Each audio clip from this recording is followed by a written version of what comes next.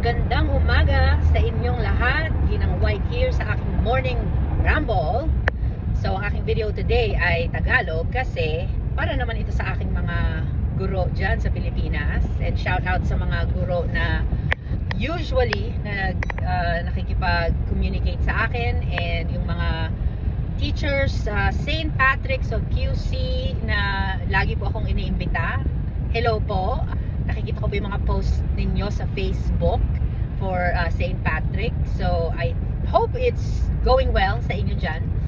So, today, sa aking morning ramble, isi-share ko po sa inyo yung experience namin kahapon kasi meron kaming Wednesday short professional development tungkol po sa pagbibigay ng suporta sa aming mga English learners. As you know, ang ating mga estudyante dyan sa Pilipinas is of course English learners. Although, I have to say na common po na makipag-usap ang ating mga estudyante even outside ng eskwelahan using English, right? But then again, English is not our first language dyan sa Pilipinas. And it becomes second. So pangalawa lang siya na ginagamit natin for conversation. Which is why yung mga estudyante natin dyan, pwede natin i-consider as English learner. Dito nagbabago na yung tawag eh. It's called multilingual learner. So, ang mga estudyante natin dyan sa Pilipinas, multilingual sila. Kasi, nagtatagalog or yung ibang mga dialect natin dyan, plus English. So, kahapon, binrake up namin sa dalawang grupo yung mga teachers namin, and we asked them, ano nga ba yung mga suporta na ibinibigay nila sa kanilang mga multilingual learners para matulungan sila na ma-develop yung kanilang English speaking, reading, writing, listening skills in English. So I'll give you more context po kung sino ang mga estudyante namin sa E3 Civic High. Sila po ay usually Spanish speakers. 85% ng mga estudyante namin ay Spanish speakers. So, importante na mabigyan namin sila ng suporta. So, tinanong namin yung mga teachers, anong ginagawa mo sa classroom para ma-encourage na makapagsalita sila. Kasi as you know, minsan nakakailang na makipag-usap ng English sa kaklase mo o sa teacher mo kasi hindi mo naman usually ginagamit yan sa bahay. So, Tagalog usually yung gamit mo, di ba? Pero, we wanted to know, syempre. Kasi, importante na malaman natin na kung nasaan yung mga estudyante natin. So sabi ng teacher, ginagawa namin yung turn and talk, meron kaming question, tapos sasabihin namin, makipag-usap kayo, ano sagot dito sa question na ito. Tapos, kausapin mo yung katabi mo. And then after that, sabi nila magpo-cold call. So tatawagin nila randomly yung mga estudyante nila. Okay? Merong isang teacher sabi, I think mas effective yung will give them a chance na makipag-usap. Tapos, ikaw ang sasabi sa teacher na kung ano yung narinig mo sa kaklase mo. I think ginagawa na natin yung sa Pilipinas, which is great.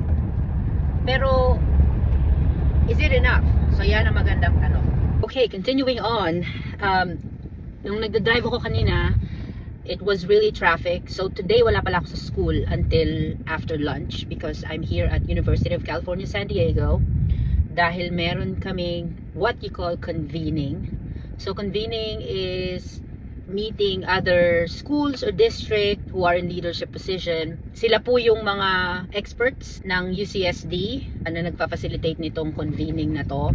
Dahil parte po ng pag-unlad o pagiging mas magandang eskwelahan is to also train their leaders and also learn more about other schools or district. So, kaya nandito ako sa parking lot ngayon. So, ipagpapatuloy ko po yung kwento ko sa inyo. So, number one, sabi ko kanina, merong teachers na nagsabi, turn and talk lang. Tignan mo yung katabi mo, tapos makipag-usap ka. But like I said, is it enough? Tama na ba yun? Diba? Meron isang teacher, sabi niya, si Dr. White, sabi niya, mag-assign daw ng partner A, partner B, tapos bigyan mo ng time, at least 1 minute, para isulat yung sagot, tapos magte-take turns sila na i-share yung sagot nila sa kaklase nila. So partner A, bibigyan mo ng mga siguro mga 30 seconds, ganyan. Babasahin ni partner A yung kanyang sagot. Of course, this is in English. And then si partner B sa susunod na 30 seconds. So, that's great. Also, yung aming drama teacher, sabi niya, encouraging them na kahit na mali yung pagkabigkas nung salita, yung English na salita, no judgment, kumbaga. Great. So that was the first group. I think may isa pa pala, sorry. Yung isang teacher sabi, i-model, kumbaga parang basahin niya mismo para marinig ng mga bata. Alright, great. Come this second group, yung pangalawang group. By the way, yung first group, they are more senior teachers. So, kumbaga, nandun na sila sa school 8 years, 5 years, 6 years, ganyan. So, most of them. And then comes the second group. Yung second group, mga first year, second year, third year teachers, or I think 4 or 5 years, yan. Very younger. So, there was a very good conversation kasi sabi nung, this is a second year teacher, sabi niya, hindi ako basta-basta nag-quit na pagka sinabing I don't know. Talagang pipigain ko kung anong sagot ng bata, whether tama o hindi. Math teacher to.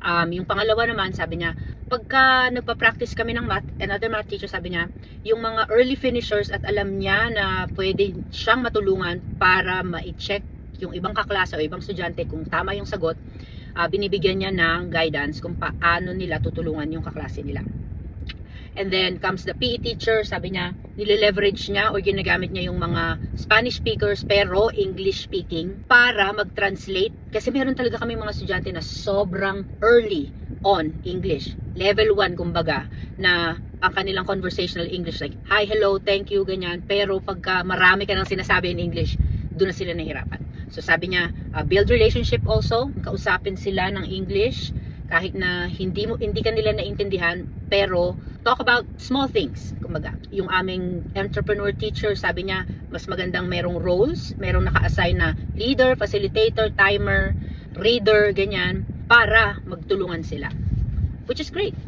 So, after that, I was just taking notes kasi yung kasama kong isang coach, siya ang nag-facilitate and I was just listening. After that, pinag-isipan ko, okay, I think we know where we're at as a school, lalo na napakarami naming multilingual learners. Hindi madali para ma-encourage mo ang mga bata na makapagsalita, lalo na kung yung confidence nila mababa, right?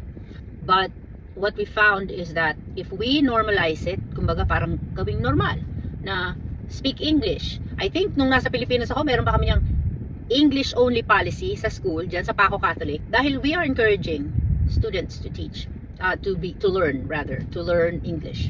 Pero dito kasi iba yung kultura. Pagka sinabi mong English only, para kang nadi-discriminate, no? The United States is very diverse na you have to be careful, kumbaga, kung ano yung mga policies or kung ano yung mga rules na gusto mong i-implement. Kaya it's challenging. Sabi, English only. Sasabihin nila, nagdi-discriminate ka, di ba? It was apparent to me na yung mga bagong teachers namin, they are more open and also recognize na paglalagay ng structure in terms of paano makipag-usap, anong gagawin mo, mas malinaw sa kanila kung paano makipag-usap. More to come, pero I have to go. It's already 8 o'clock. And this is my morning ramble. I'll see you next time. Kinang White here. Bye!